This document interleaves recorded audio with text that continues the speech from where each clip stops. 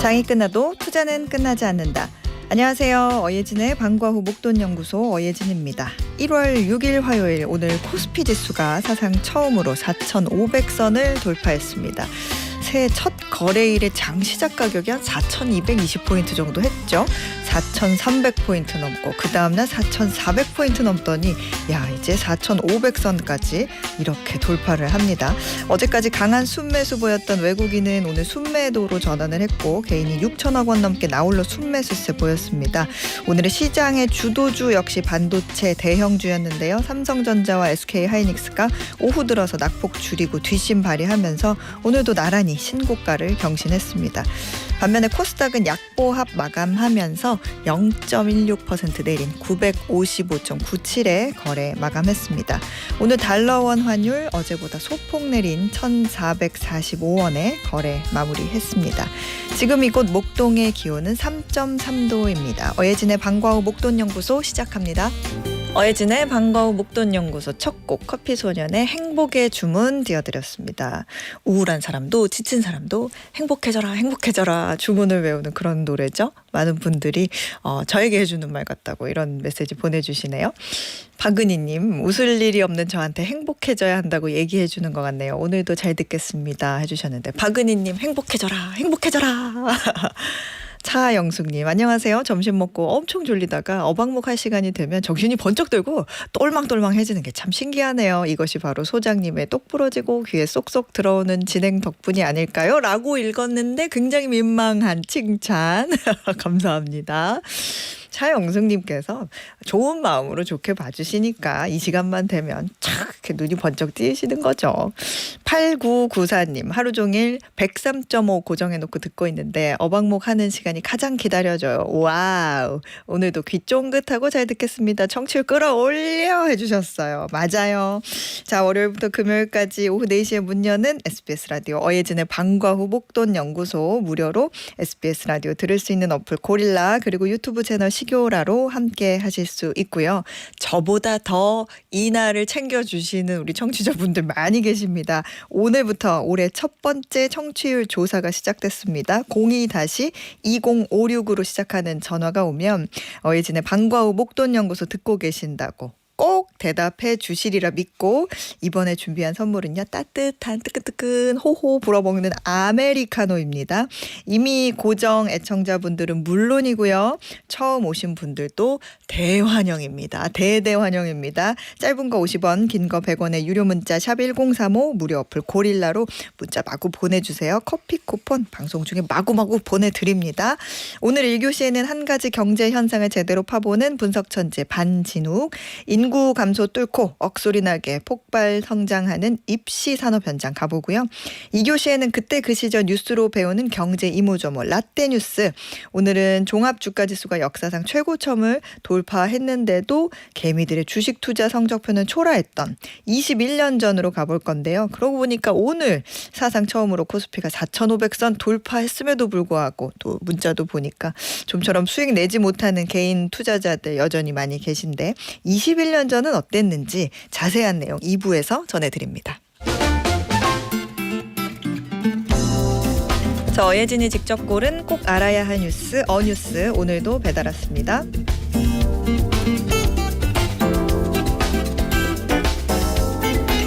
새해 벽두부터 전해진 베네수엘라 소식이 전 세계 뉴스란을 가득 채우고 있습니다.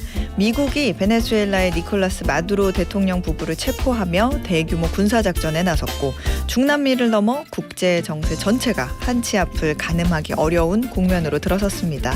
이런 사건은 늘 갑작스럽게 벌어진 것처럼 보이지만 과거를 돌아보면 실제로는 그 이전부터 크고 작은 여러 이상 신호들이 동시에 나타났던 경우가 많습니다. 문제는 그 신호가 늘 공식 발표가 아닌 다른 곳에서 먼저 나타난다는 점이죠. 이번 일을 계기로 다시 언급되는 게 바로 펜타곤 피자 지수입니다. 미 국방부 펜타곤 근처에서 심야 시간에 피자 배달이 급증하면 펜타곤 직원들이 집에 못 갈 정도의 철야 근무가 늘어났다. 즉 국가 안보에 비상이 걸렸다는 신호로 해석하는 비공식 안보 지표죠. 농담처럼 들리지만 1991년 걸프전 당시에도 펜타곤의 피자 주문량이 10배 이상 치솟았고요. 실제 군사작전이나 국제분쟁 전후로 이 패턴이 반복되면서 아예 펜타곤 주변 배달 동향을 추적하는 계정까지 생겼습니다. 위기의 징조를 뒤늦게 파악한 사례가 또 있습니다. 2001년 9.11 테러 직전 미국 항공사의 주가 하락에 베팅하는 풋옵션 거래가 하루 만에 평소 대비 많게는 25배 이상 급증했던 일인데요. 공식 조사 결과 테러와의 직접적인 연관성은 입증되지 않았지만 금융시장에서는 정보를 아는 세상 누군가는 이를 이용해 돈을 벌려 한다. 즉 중요한 정보는 뉴스가 아닌 돈의 흐름에서 새어나올 수 있다는 인식이 남아 있습니다. 우리가 먹고 사는 문제에서도 말로 징조를 파악하는 사람들도 있습니다. 영국 경제 주간지 이코노미스트의 이른바 R의 공포지수입니다. 기사에서 리세션, 경기 침체라는 단어가 잦아지기 시작하면 얼마 지나지 않아 실제 불황이 찾아왔다는 경험칙에서 나온 겁니다. 불안한 심리가 모여 진짜 위기를 불러오는 언어의 예고편인 셈이죠. 이렇게 보면 세상 모든 일에는 징조가 있습니다. 평소와 다른 신호를 얼마나 민감하게 감지하고 읽어낼 수 있느냐. 격변하는 시대를 살아가는데 가장 필요한 능력일지도 모르겠습니다. 이상 어뉴스였습니다.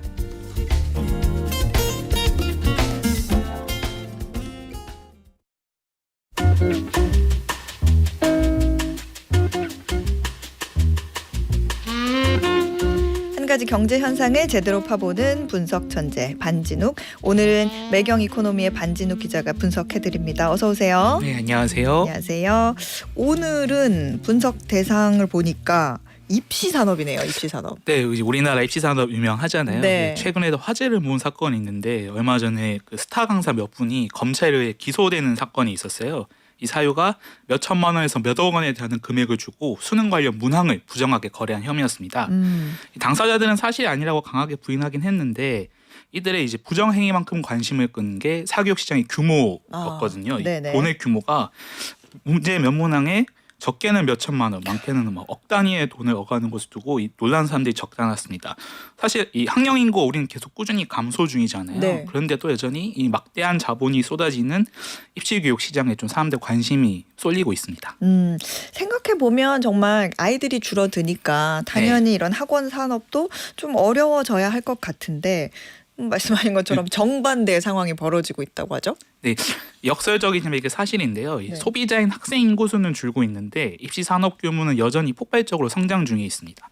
이 통계청과 교육부가 발표한 2024년 사교육비 조사 결과를 보면 사교육비 총액이 약 29조 2천억 원에 달한다고 하거든요. 29조 원이요? 30조 원이네 거의. 네, 역대 최고치고요. 6년 만에 2배 가까이 성장한 수준입니다. 이 학생 1인당 월 평균 사교육비도 47만 4천 원으로 이 전년 대비 9.3% 올랐는데요. 사교육 참여율도 80%로 역대 최고를 기록했습니다. 그러니까 한마디로 학생 수는 줄어드는데 한 명당 쓰는 돈이 계속 늘어나면서 사교육 시장이 이제 커지고 있는 셈입니다. 그렇군요.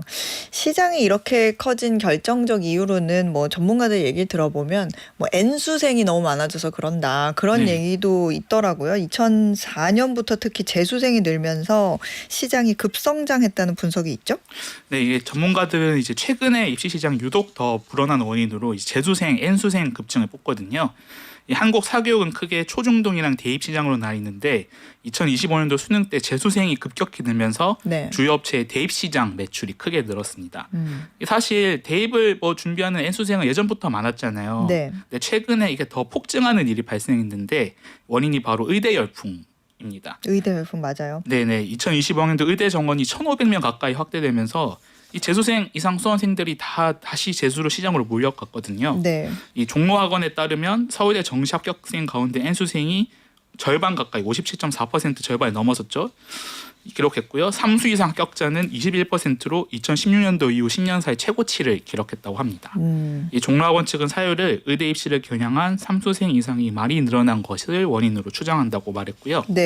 이게 대학 재학생뿐만 아니라 직장인까지 수능에 도전을 하면서 직장인까지? 네, 의사를 할 수 있다는 이 기회를 잡으려고 기숙학원 수요도 상당히 급증했다고 하거든요. 그래서 전체 N수생 중 4수, 5수 이상 장기 N수생 비중도 14%가 넘었다고 합니다. 그렇군요. 야, 이거 정말 이렇게 되면은 사실 학원들은 거의 돈방석에 앉을 수밖에 없을 것 같은데 매출 많이 올랐을 것 같은데요? 네, 그렇습니다. 지난해 이제 주요 학원 기업들 대다수가 역대급 매출을 올린 것으로 확인이 되고 있거든요. 네. 이 대성 학원으로 유명한 디지털 대성은 2025년 사상 최대 실적을 기록할 것이라는 전망이 나오고요. 이게 온라인 강의 실적이 받쳐주는 가운데 이 오프라인 학원 호황이 겹친 것이 이제 원인이라고 분석되고 있습니다. 이곳은 이제 이천에 위치한 호텔급 기숙학원으로 되게 유명하거든요. 아, 네. 여기가 이제 대략 월 300만 원 가까이 내야 되는 것으로 잘 알려져 있고요. 특히 최상위권 학생들만 받는 의대가는 등록금만 500만 원에 이야, 이것도 사실 줄 선다고 들었어요. 그렇습니다. 이것도 네. 진짜 줄 서가지고 가고 있고 의대 진학을 노리는 학생들의 발길이 끊이지 않는다고 해요. 이 의대 간의 수익률만 31%에 달한다고 합니다. 그렇군요. 네, 이뿐만 아니라 이제 대치동 학원 시장에서 요새 새로운 그 강자로 떠오른 업체가 있는데 시대인재라는 업체예요. 네. 입시 메이저 중에 하나죠. 입시 4대 메이저 중 하나인데 네. 매출 성장세가 상당합니다. 이 시대인재를 운영한 회사 하이컨시 매출액이 2018년 636억 원에서 2024년 4,300원까지 6배 이상 뛰었어요. 이 학원은 이제 좀 공격적인 확장으로 유명한데 이 대치동 거리 하나 자체가 아예 시대인재 관련 계열사가 몰려 있다고 할 정도로 네. 존재감이 뚜렷합니다. 이 회사가 1년에 강사 영입 과정에서 지불하는 금액만 220억 원에 달하고요. 강사 전체에 지급하는 강사료는 연간 1,559억 원에 달한다고 합니다. 적극적으로 강사들을 모아서 시장을 개척한 사례입니다. 이렇게 막 문어발처럼 하는데도 이게 수업 강자 정말 1타 강사분들 소위 말하는 네. 그런 분들 수업은 듣기 힘들어가지고 힘들죠. 저도 이제 그 지인들이 갑자기 수강 신청 좀 도와달라고 그래서 같이 한 적 있어요. 이 시작 이렇게 해가지고. 네. 근데 이것도 그렇고 요즘에는 또 아이들을 가르치는 것만큼 케어해주는 그 케어 시장이 또 인기라고 하는데 뭐라 그러더라? 관독, 스카 이런 무슨 암호 같은 그런 말들이 화제라는데 이거 무슨 말이에요? 저도 이번에 조사하면서 처음 보게 됐는데 사실 공부를 이제 가르치는 것만큼 스스로 자습하는 것도 되게 중요하잖아요. 네. 이 관독은 관리형 독서실의 줄임말인데요. 아, 관리형 독서실? 네, 일반 독서실과 달리 출결 관리, 학습 플래너, 담임 시스템 등을 갖춘 곳입니다. 좀 학원이랑 독서실이 섞인 느낌이라고 보시면 되는데요. 네. 이 관독은 보통 월 20만 원에서 50만 원까지 이제 가격대가 다양하고요. 프리미엄 학원의 그 관리형 독서실의 경우 월 100만 원이 넘기도 해요. 뭘 해주는데 월 100만 원을 받아요? 그래서 출결 체크, 학습량 체크, 멘토링, 모의고사까지 이렇게 패키지로 제공을 한다고 합니다. 체크를 해주니까 이렇게 비싼 거예요? 네, 사실 이렇게 진행자 그 말씀처럼 네. 후기를 보면 일부 학부모들이 불만이 좀 상당히 드러내는 게 있거든요. 여기는 하는 게 CCTV로 감시하고 앱으로 체크하고 이런 것밖에 없는데 왜 이렇게 돈을 많이 받느냐 하는데 아까 말했듯이 이제 100만 원 받는 프리미엄은 이제 학원비보다 솔직히 비싼 거잖아요. 네. 근데 이래 사실 제가 사이트를 뒤져보니까 이래 불만 의견이 올라오면은 대다수 학부모들은 이렇게 반박하면서 이게 만족하는 사람이 더 많다고 하더라고요. 이 딴짓 못하도록 막기만 해도 아이들 집중력이 상당히 올라간다는 이유 때문입니다. 그래서 아이들 뭐 공부를 위해서라면 60만 원 정도, 60에서 100만 원 정도는 충분히 감당 가능하다는 의견이 꽤 많았어요. 그렇군요. 아까 말씀하신 것 중에 스카는 뭐예요? 스카는 이제 스터디 카페의 줄임말이에요. 스터디 카페. 네.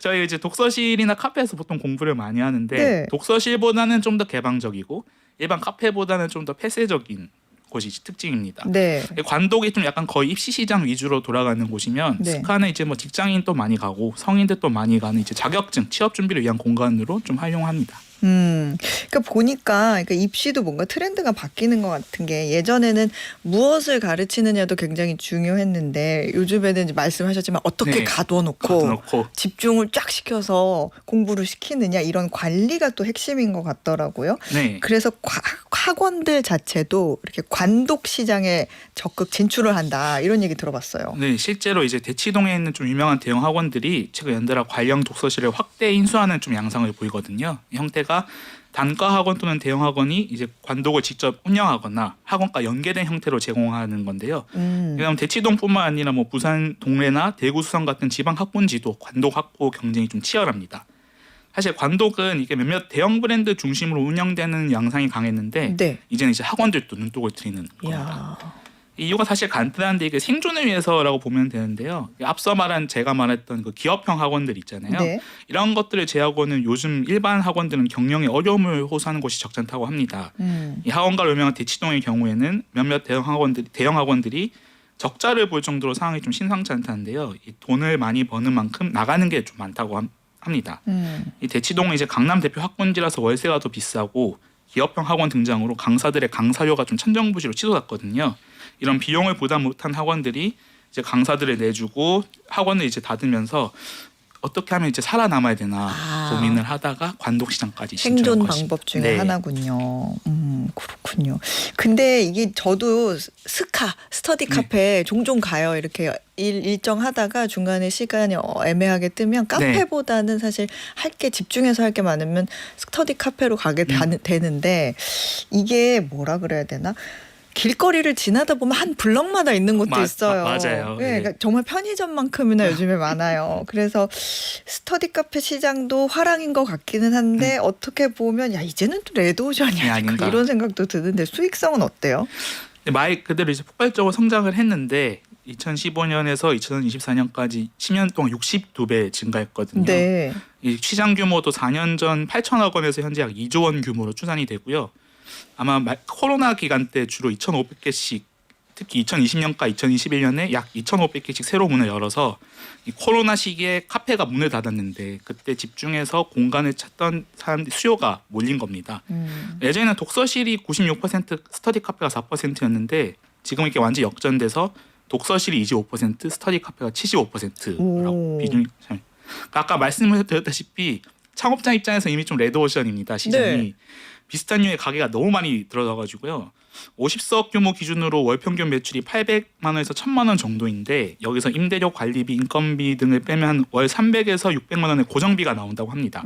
이걸 빼면은 순수익은 한 200에서 400만 원 내외인데 이걸 이제 초기 투자 평균 비용이 한 1억 5천만 원 정도 되니까 이 투자금 회수까지 좀 상당히 걸리는 게 있어요. 그러겠네요. 네, 그리고 아까 말씀드렸다시피 포화 상태여가지고 너무 많이 생기니까. 네. 그래서 요새는 또 단순 무인 스터디 카페보다는 관리형 스터디 카페로 이렇게 도입하는 경향이 강하다고 합니다. 그렇군요.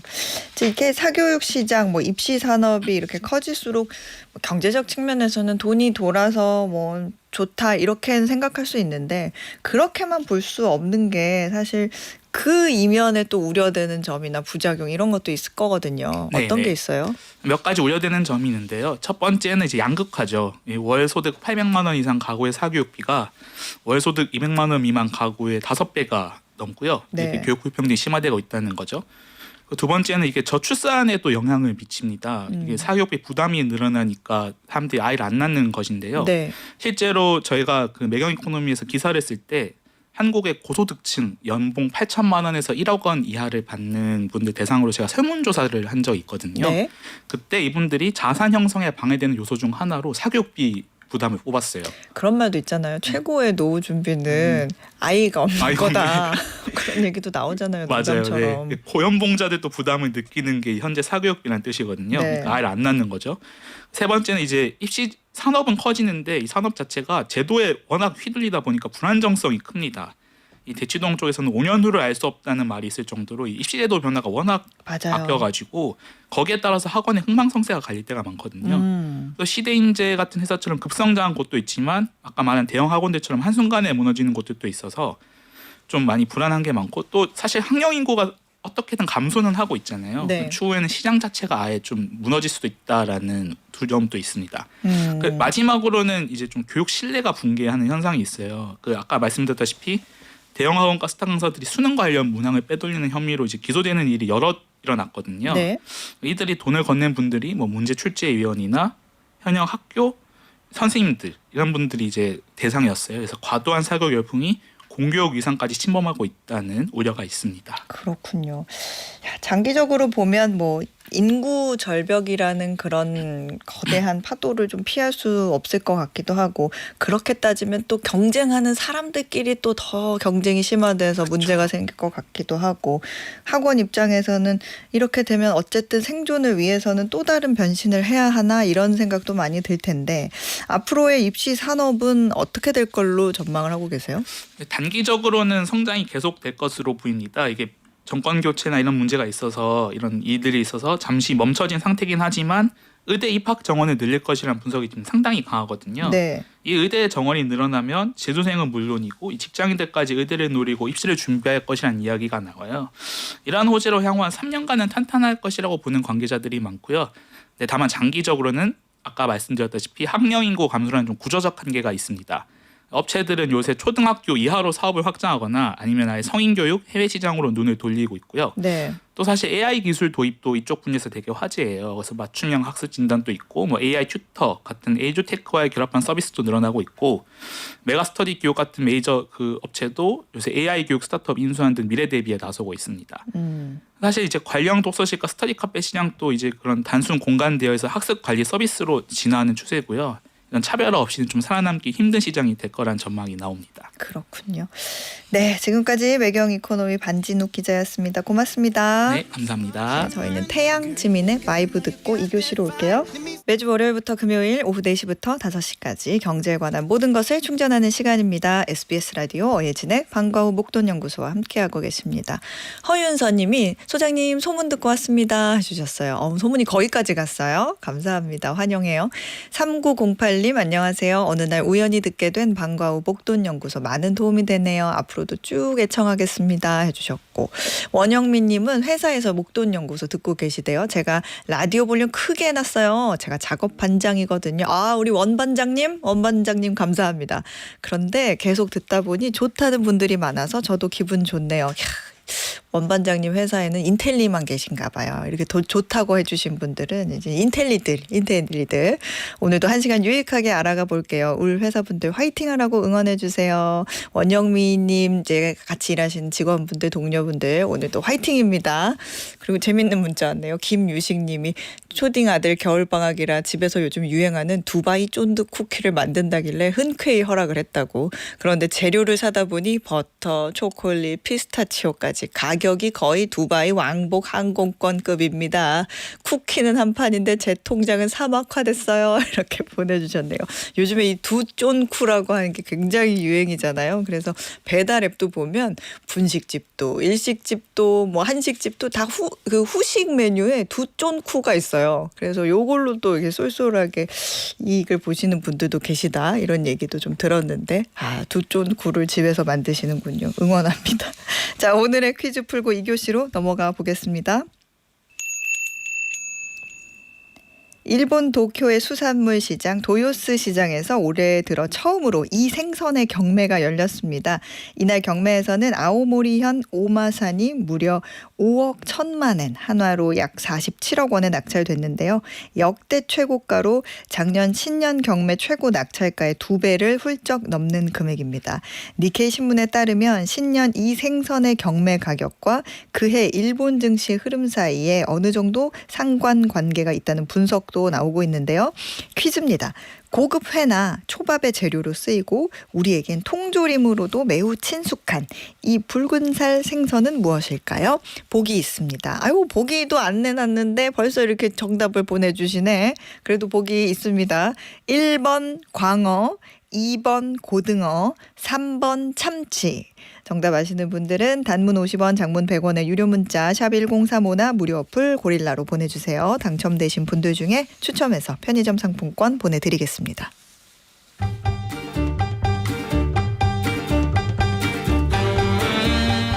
타임머신을 타고 그때 그 시절 뉴스를 다시 읽어보고 경제 이모저모를 배우는 라떼 뉴스.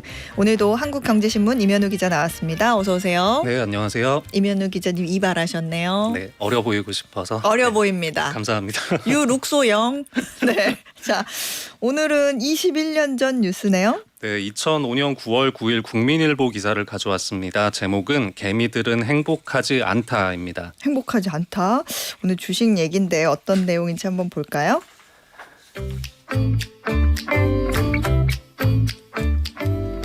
종합주가지수가 역사상 최고점을 돌파했는데도 개인의 주식 투자 성적표는 초라합니다. 증권선물거래소에 따르면 개인은 올 들어 총 1조 6천억 원 이상의 매매평가 손실을 입은 반면 기관은 6천억 원, 외국인은 4천억 원 이상의 수익을 올린 것으로 집계됐습니다. 상황이 이렇다 보니 오랜만에 찾아온 증시화랑도 개인에겐 빛 좋은 개살구입니다. 고유가 등의 악재를 이유로 조정을 예상했던 개인 투자자들은 지수가 급등하자 당혹스러워하는 분위기가 역력합니다. 주식 투자 경력 5년째인 김모 씨는 이번 상승장에서도 별다른 재미를 보지 못했습니다. 큰 수익을 올리고 싶어 소형주로 잦은 매매를 하다 보니 거래 수수료 내기에 급급했던 겁니다. 우량주를 중장기 투자하는 것이 기본이라는 점을 잘 알고 있지만 욕심이 앞섰습니다. 개미들은 1980년대 이후 항상 증시 뒷북으로 통한 게 사실. 한 방을 터뜨리겠다는 욕심만 앞세워 뛰어들었다가 외국인 기관과는 달리 연전연패하기 일쑤였습니다. 이게 뭐라고 해야 되지? 역사는 정말 반복되는 건가? 이런 네. 생각이 들어가지고 씁쓸하기도 하고, 뭐 날짜만 지우면 뭐 어제 오늘 기사 나왔다고 해도 이상하지 않을 정도인데 21년 전 2005년에는 증시 얼마나 올랐어요? 일단 코스피 지수를 그때는 종합주가 지수라고 불렀는데요. 네. 2005년 11월부터 이제 이름이 바뀌었습니다. 이 코스피 지수가 2005년 첫 거래일에 893으로 시작해서 마지막에 1379로 마감했는데요. 이 무려 16년 만에 1000고지를 탈환했던 해고 또 연간 상승률이 54%를 기록하면서 해외 다른 증시와 비교해서도 최고였던 해로 기록돼 있습니다. 그래도 우리 2025년 작년이죠. 작년 코스피 지수 상승률이 훨씬 더 좋았잖아요. 네, 2025년 코스피 지수 연간 상승률은 75%였습니다. 주요 20개국 G20 그리고 경제협력개발기구 OECD 회원국 모두 통틀어 봐도 1위였는데요. 네. 미국 S&P 500 지수가 17%, 또 일본 니케이 지수가 27% 올랐으니까 정말 잘했던 겁니다. 압도적이네요, 진짜. 그렇죠. 이 코스피 상승률로는 역대 3위였습니다. 1987년에 원화 강세와 3조 호황에 힘입어서 93% 오른 적이 있었고 1999년에 IT 버블에 힘입어서 83% 상승을 했는데 바로 그 다음입니다.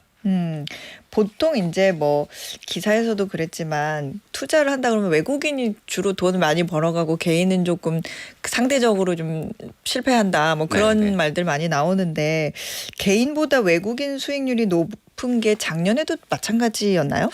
일단 투자자를 개인, 외국인 기관으로 나눠서 이 각자 순매수를 가장 많이 했던 상위 10개 종목으로 한번 수익률을 볼 텐데요. 네. 외국인이 가장 높았습니다. 이 외국인의 순매수 상위 10개 종목의 평균 수익률은 1년간 201%였고 개인들은 88%, 그러니까 격차가 2배 이상으로 벌어졌습니다. 어떤 종목들을 샀는지 쇼핑 리스트를 조금 보면 외국인들이 가장 많이 산 종목은 삼성전자였고요. 네. 한국전력, 카카오, 하나 에어로스페이스 순이었습니다. 개인들은 네이버 종목을 가장 많이 사셨고요. SK하이닉스, 삼성 SDI, 한화오션 이런 순서로 많이 담았습니다. 그렇군요. 이게 외국인은 200% 수익, 개인은 88%. 근데 격차가 크기는 해도 야 그래도 88% 수익이 어디냐 하시는 그쵸. 분들 계실 텐데 문제는 이게 좀 평균의 함정이라는 것 같아요. 왜냐하면 실제 계좌를 열어보면 이제 파란불 켜진 분들이 네. 훨씬 많지 않아요? 저도 88%가 아니거든요. 그죠? 그래서 이 계좌 수익률을 조금 더 자세하게 보기 위해서 네. 이 NH투자증권에서 거래하시는 분들 수익률을 한번 집계를 해봤는데요. 네. 국내 주식 보유한 분들은 1년 동안 평균 32.1% 수익 내셨고 미국 주식 투자하신 분들은 12.7%였습니다.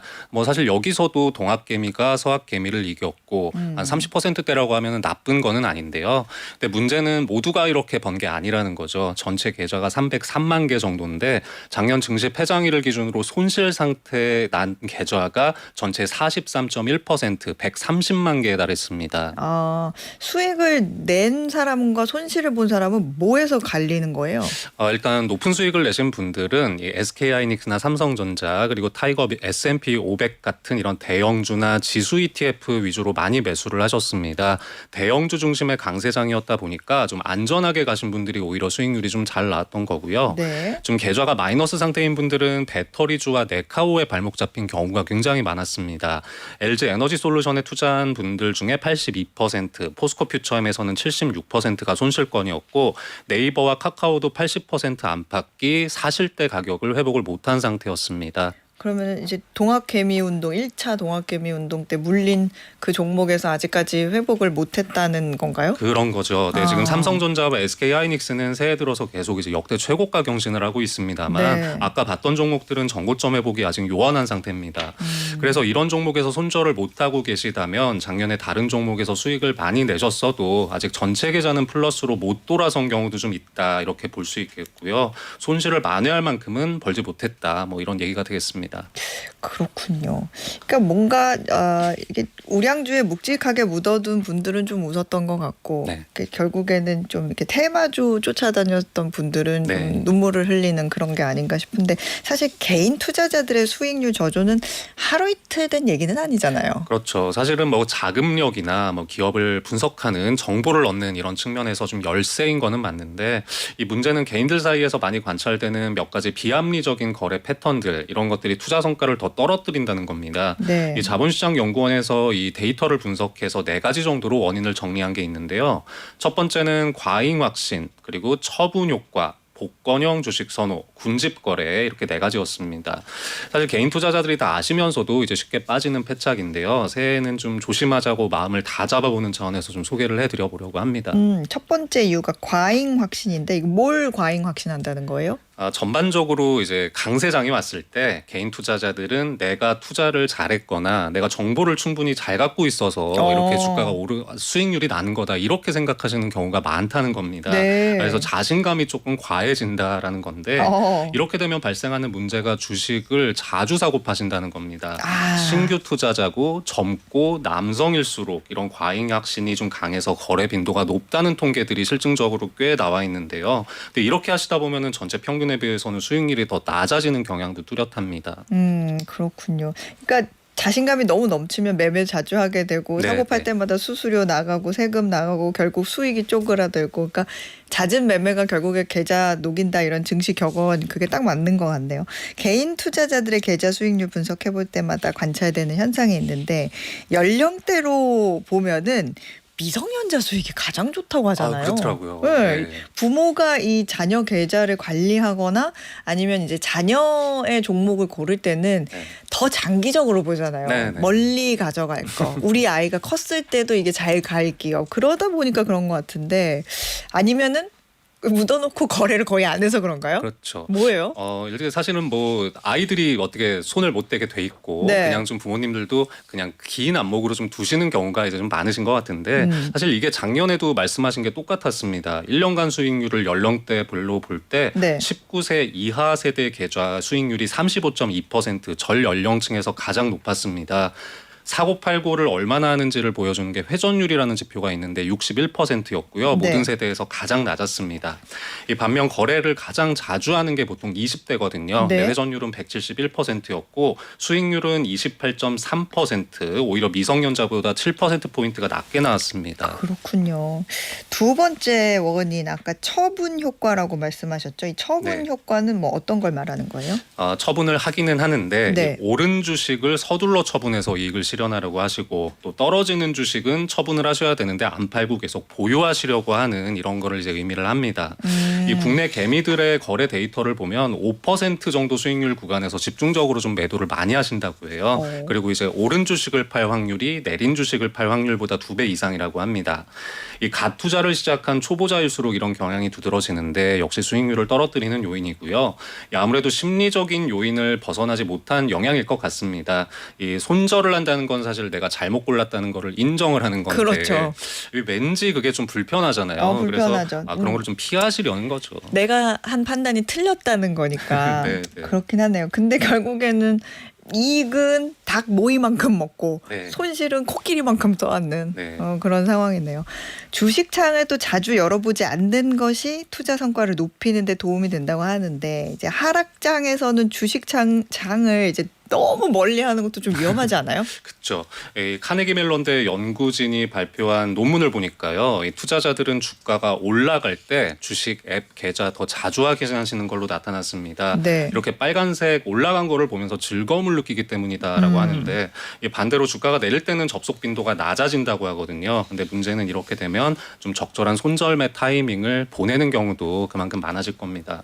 이 사실 개인 투자자들이 많이 쓰시는 용어 중에 소위 뭐 존버라는 속어가 있죠. 그러니까 무작정 버텨라 뭐 이런 의미인데 이 존버가 또 수익률을 갉아먹는 요인도 될 수 있다. 뭐 좀 그런 얘기가 되네요. 네. 뭐 그래서 뭐 한때는 주식 앱을 지워라, 네. 비밀번호도 잊어버려라, 뭐 농담처럼 말하는데 존버가 능사는 아니다. 그래서 투자가 참 어려운 것 같은데 세 번째 원인도 보죠. 복권형 주식 선호? 이건 무슨 얘기예요? 네, 소위 뭐 이제 복권처럼 대박을 노릴 수 있는 그런 종목들을 이제 복권형 주식이라고 하는데요. 네. 이제 딱 생각이 나죠. 수익률 변동성 굉장히 크고 주가는 저렴한 그런 주식들입니다. 이 사실 그 복권은 우리가 확률적으로 봤을 때 나의 그 기대값이 판매가보다 낮기 때문에 냉정하게 보면은 사실 살 이유가 없는 상품이거든요. 근데 사람들이 내가 1등이 될 수도 있잖아라는 생각에서 이제 복권을 사시는 건데 주식시장에도 그런 주식들이 많이 있죠. 좀 극단적인 수익률을 추구하는 분들께서 이제 많이 삽니다. 이 사실 이게 우리나라 개미들만 그런 게 아니고 해외에서 개인 투자자들도 복권형 주식 선호 많이 하신다고 하는데요. 네. 이 미국에서는 복권이 당첨금 이월되기 시작하면 어마어마하게 불어날 때 있잖아요. 네. 그때는 실제로 주식 거래량이 좀 줄어든다는 연구 결과도 있다고 합니다. 근데 문제는 이제 이런 복권형 주식에는 대박을 추구하는 개인 투자자들이 몰리면서 실제 주식의 가치보다 가격이 고평가가 될 수 있다. 이제 이 점을 생각하셔야 되겠는데요. 결국은 수익률을 갉아먹는다는 겁니다. 이 20대와 30대 또 1,000만 원 이하를 투자하는 소액 투자자 사이에서 이렇게 복권형 주식을 갖고 계신 분들은 성과가 좀 좋지 않다는 내용도 많이 보고가 되고 있습니다. 네. 아무래도 좀 그날 수급이나 이런 단발성 뉴스로 거래를 많이 좀 하시는 거죠. 그러니까 대박을 노리고 뭔가 부담이 조금 덜 되는 그러니까 작은 돈을 들여가지고 큰 돈을 벌고자 하는 그런 심리가 있기 때문에 동전주나 아니면 급등주에 올라타는데 이미 그런 주식은 사실 거품이 낄 대로 껴있어서 전문가들 사이에서 보면 이제 결국에 폭탄 돌리기의 희생양이 되는 거죠. 그렇게 되기 십상이라는 말씀인데 하이 리스크 또 하이 리턴 이런 말이 있긴 하지만 이런 경우에는 하이 리스크 하이 리턴이 이제 해당되는 게 아니라 그냥 하이 리스크일 뿐인 경우가 굉장히 많은 그렇죠. 그런 게 되는 거죠. 네 번째 요인도 한번 보죠. 네 번째 요인은 군집거래. 군집거래 이건 또 뭘까요? 네, 뭐 일단 여러 투자자들이 뭐 같은 시기에 같은 방향으로 매매를 하시는 거죠. 이제 남들 하는 방향으로 따라간다. 이제 요거를 이제 뭐 표현하는 용어인데. 포모 뭐 이런 건가요? 그렇죠. 네, 역시 이제 초보자이거나 젊을수록 좀 이런 경향이 아무래도 좀 감정적이고 열정이 있으시다 보니까 좀 이런 성향이 많이 나타납니다. 이 요즘에는 정보가 워낙 넘쳐나기 때문에 개인 투자자들끼리 더 스마트해지시고 또 의견 교류도 굉장히 많이 하십니다만 사실 요즘에 이런 종목 토론방들을 보면은요. 뜨는 종목 하나 이렇게 바이럴로 입소문 확 나면 거래량 따라붙고 이런 사례들 실제로 요새 많이 나타나고 있거든요. 그런 것들로 이제 마음이 좀 흔들리기도 더 쉬워지는 그런 상황이 좀 되지 않았나 싶고요. 소위 이제 뇌동 매매라고 하죠. 근데 이게 이제 부화 뇌동할 때 그 뇌동인데 정말 좀 피해야 되는 거 아닌가. 네. 그렇군요. 지금 문자 굉장히 많이 오고 있어요. 다 본인 얘기하고 있다. 저도 제 얘기하고 있는 거죠. 네. 조영원님 과잉 투자 제 얘기하시는 것 같아요. 부끄럽습니다. 자만감에 단타하다가 마이너스로 땅굴을 파고 있다. 이런 말씀해 주셨고 박영진님도 저도 아이들 주식 계좌의 수익률이 저보다 높습니다. 매달 지수연계 펀드 일정 금액으로 매수해주고 있습니다. 이야. 김동일님도 소장님 제 이야기 하시는 듯 이렇게 해주셨는데 맞아요. 다 우리가 경험해본 거죠. 그러면서 또 익히고 배우고 고치고 그런 건데 하나만 얘기 더 해보죠. 우리 이제 개미 투자자들이 이런 화끈한 투자 성향이 이제는 조금 국내를 넘어서 뭔가 월가에까지 진출했다 이런 얘기까지 들리는데 이제 외신들이 한국의 그 서학 개미들의 매매 스타일을 좀 주목하고 있다 이런 기사가 좀 있었나 봐요. 네, 한 작년 말에 파이낸셜 타임스에서 오징어 게임 시장이라는 기사가 실린 적이 있었습니다. 네. 사실 우리가 아는 그 오징어 게임의 결말을 생각하면 조금 씁쓸하기는 한데 이 고위험에 대해서 내성이 있고 또 차입 투자를 적극적으로 하는 한국 투자자들이 이 국장에서 쓰던 거래 패턴을 방안을 미장해서 그대로 하고 있고 그래서 이게 미국 밈주식들의 변동성을 키우고 있다라는 내용이었습니다. 사실 기사에 언급되는 사례들을 보면 비트마인이나 비욘드미트, 아이온큐 같은 사례들이 많이 담겨 있었는데 실제로 서학개미들이 진짜 많이 거래를 하셨던 종목들이죠. 그리고 뭐 특정 종목의 2배, 3배 레버리지 같은 것들도 지금 거래량이나 보유량 상당합니다. 그래서 미국의 일부 상장사들의 주가가 더 극적으로 요동치고 있는데 기여를 하고 있다. 이제 이런 분석이었는데요. 실제로 투자자들의 멘트를 들어보면 이제 우리가 다 공감하는 내용입니다. 주식이 아니면은 지금 자산을 증식할 수단이 마땅치가 않고 미국 시장은 어떻게든 장기적인 믿음은 있고 그래서 부자가 되기 위해서 좀 과도한 위험을 감수하고 있는 이런 한국인들의 모습을 소개를 한 건데 최근에는 이런 것도 이제 월가에서 이야깃거리가 될 정도라고 하네요. 그렇군요. 야, 근데 백용기님께서 피가 되고 살이 되는 정보들이 많네요. 그러니까 오늘 우리 이야기는 남일 같지 않은 얘기인데 어떻게 라떼 뉴스에서 이렇게 또 역사가 반복되고 있네요. 자, 지금까지 한국경제신문 임현우 기자였습니다. 고맙습니다. 네, 감사합니다. 퀴즈 정답 확인해 보겠습니다. 오늘의 퀴즈에서는요. 새해 경매 가격과 그해 일본 증시 흐름 사이에 상관관계가 있다는 분석까지 나오는 이 붉은살 생선이 뭔지 여쭤봤는데요. 정답은 3번 참치였습니다. 오늘 정답 보내주신 분들 중에서 편의점 상품권 받으실 세 분은요.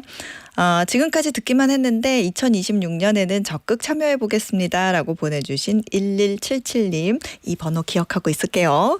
그리고 오늘 저녁은 참치 넣고 김치찌개 끓여야겠네요. 추운 날엔 뜨끈한 찌개랑 밥 먹는 게 최고라고 보내주신 0389님. 그러게요. 이게 뜨끈한 찌개 밥 흰밥 이렇게 말아가지고 이렇게 비벼서 먹으면 맛있죠.